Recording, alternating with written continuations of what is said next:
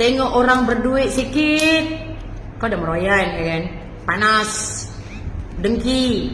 Tengok orang berjaya sikit, dah kau tak tenang duduk, ya kan? Kau panas gitu kan?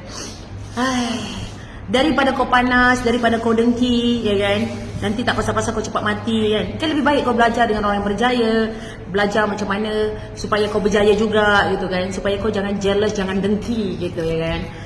Nurain semakin meroket, Nurain semakin kaya, Nurain semakin berjaya. Kau dah mula cakap, boycott produk dia.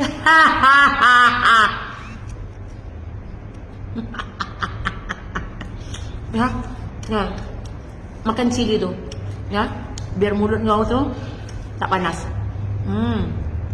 Hendak makan cili, ya. Jangan panas yang, tak payah boycott.